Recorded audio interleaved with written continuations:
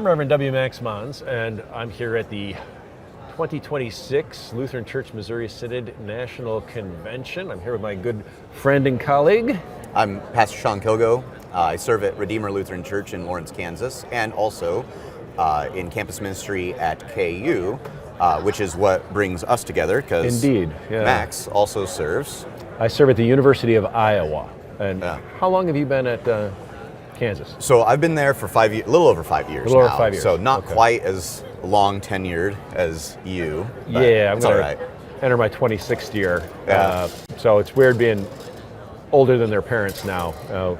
Very different from when I started. It is. Yeah, we just had that realization. My wife and I have been married 20 years next month, and that means that we've been married longer than most of our students have been alive. And Yep. that makes you feel old pretty quick, but It does. It's great to be able to engage with them in that way as well. Absolutely.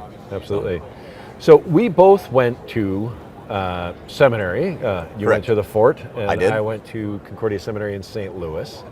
And what would you say was the biggest, most formational thing for you during your time at the Fort?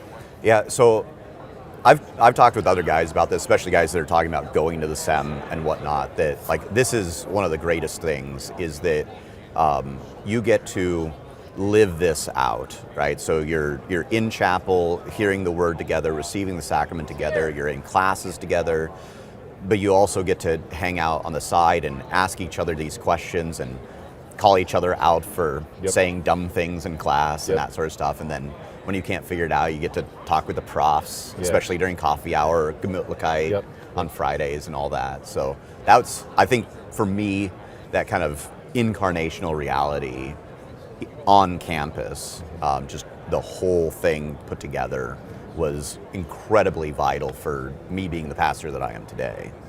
I had a very similar experience, that being there on campus and being immersed in the community, being immersed in the Word.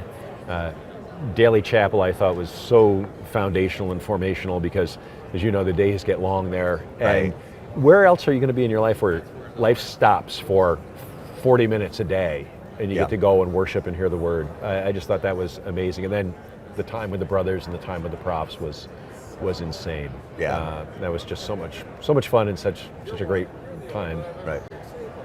So, campus ministry, what of your seminary formation would you look and say has benefited you in being a campus pastor? Yeah, so this is an interesting thing, right? Because campus ministry isn't, at least it wasn't for us. I know our curriculum is slightly different, but I didn't have a class on campus ministry. No, I didn't either. Right. And so you would think like, oh, well, you know, you need to have a class on campus ministry to do this. And there's some maybe practical things you can think about. But I think one of the great pieces of preparation that I had was being so well trained theologically, to think through things theologically, to know the scriptures, to know the confessions, to know church history that is dealt with a lot of these questions already, that when students come up who are just immersed in this world and they're getting all these different things coming at them and not sure what to do with it, they come up and they ask this whatever questions, like, hey, pastor, I encountered this, you know, what do you think? And I'm able to kind of dialogue with them and help them figure it out. And they're like, oh, that's so great. And the reason I can do that is because of how I was trained at the seminary to think this way and to know the texts and to be able to apply them when people are asking me questions, and how that's actually impacted their lives. Yeah, I would agree.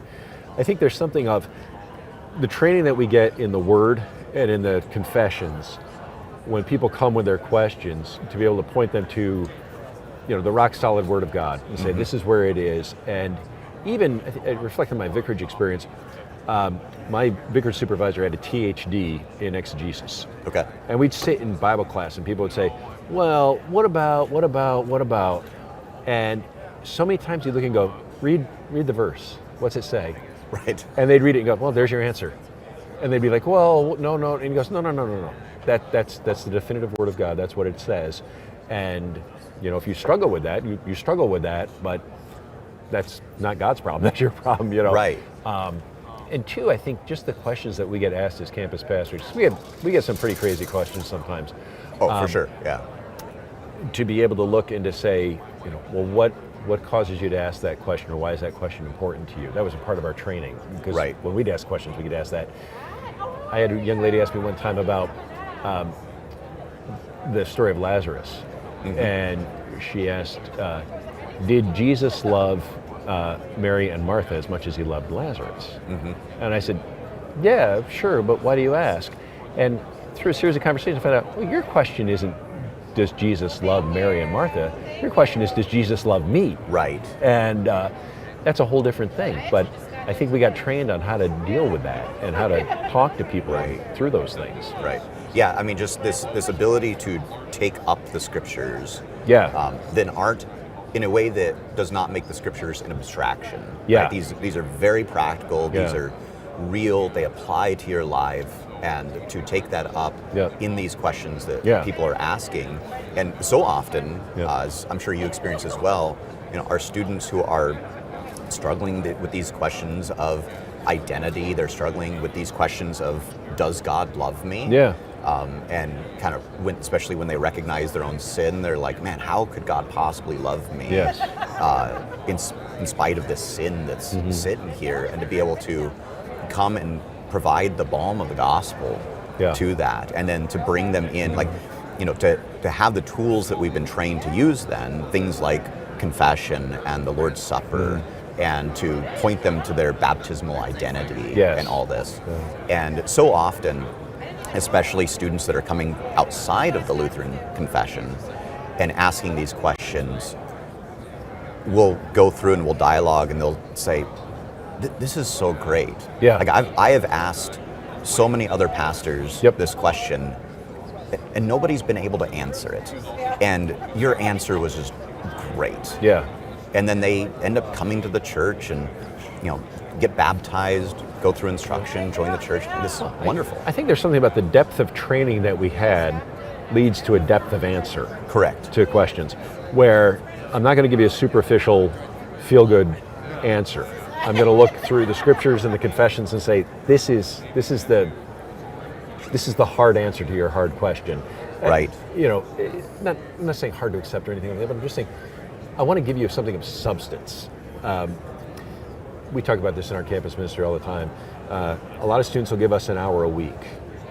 So we want to make sure we're setting meat and potatoes before them every week. Right. That is something of great, solid substance. Right. Yeah. Well, and like you mentioned, like that we are trained in this way. Like as Lutherans, we just think this way automatically.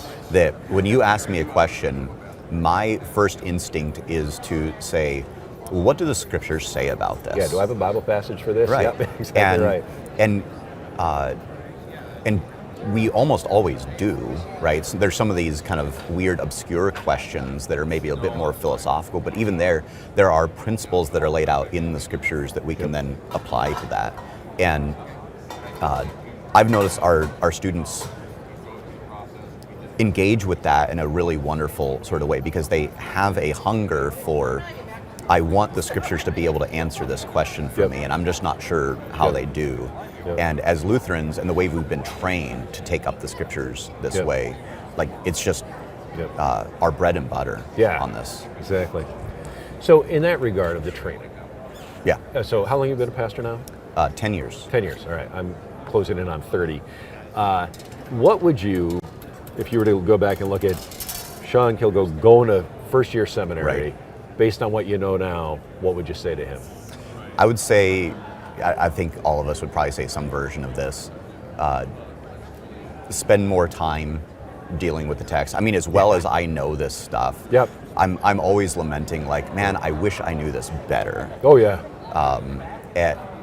And I think that would be the biggest thing for me is, spend more time taking this really, really seriously, in hindsight, being able to answer really readily these questions and not have to sometimes struggle with them, especially early on as a pastor. But I totally agree with that. Just Bible, the more in the Bible that I could be to study and to learn and to be able to articulate what the scriptures are saying to people, I think is crucially important. I would encourage my younger self to do that.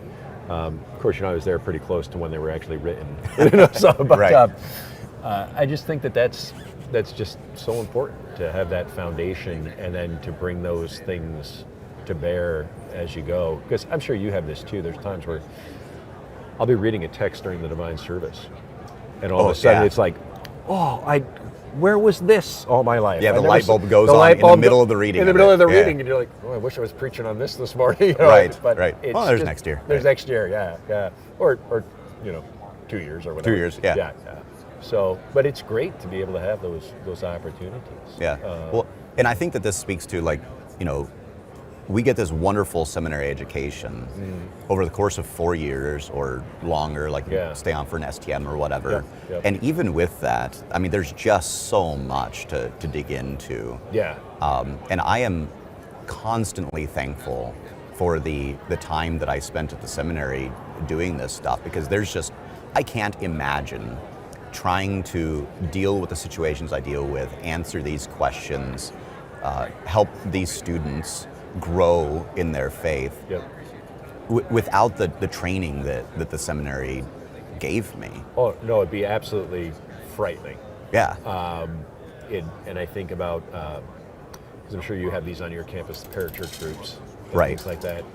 And I've talked to some of my students who've gone to those, and they come back and say, well, it's a feel-good thing, but I don't really get much depth. And often what's really sad, I don't get much Jesus crucified and risen for me. Right. Yeah, we have same deal. We've had students that have been connected with the various online or on-campus groups, and it's almost almost verbatim what you just said. It's like Jesus isn't there almost in the conversations. Yep. And the great emphasis that we get at the seminary is this is always about Christ, and particularly always about Christ for you. Yep, exactly right. Well, Sean, it's always a pleasure to get together with you. Great to see you. God bless, brother. You as well. All right. Yep. Go to the seminary.